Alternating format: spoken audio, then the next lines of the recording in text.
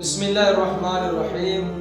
अल्लाह ताला ने कुरान पाक में इरशाद फरमाया, वमा असाबकुम मिन मुसीबतिन फबिमा कसबत अयदीकुम, कि ऐ महबूब इनसे फरमा दीजिए कि इनके किए हुए करतूत इनके सामने आते हैं। वमा असाबकुम मिन मुसीबतिन, हमारे सामने जो परेशानियाँ आती हैं, तकलीफ़ें आती हैं, जो ज़िंदगी के अंदर हम परेशानियों का सामना करते हैं और रोते हैं अल्लाह को याद कर करके, फबिमा कसबत अयदीकुम, हमारे किए हुए करतूत हमारे सामने आते हैं। अल्लाह ताला ने फरमाया कि महबूब ये जो अमल करते हैं वो उनका नतीजा ही इनके सामने आता है।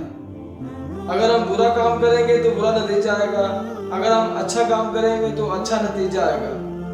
मिसाल के तौर पर अगर हम अल्लाह ताला हमें तौफीक दे, अल्लाह ताला हमें हिम्मत दे, हम उसकी इबादत करें, नमाज पढ़ें, कुरान पढ़ें, अच्छे अमल करें, तो अल्लाह ताला हमें अच्छा सिला देंगे, उसका अजर देंगे।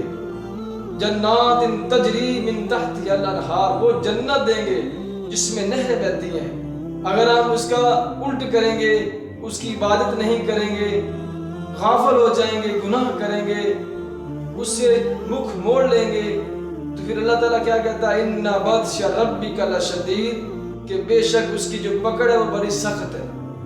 इसलिए हम जो अमल भी करते हैं अगर वो अच्छा हो तो हमें अच्छा बदला देता है, अगर हम बुरा अमल करेंगे तो हमें उसका अंजाम भी बुरा मिलेगा।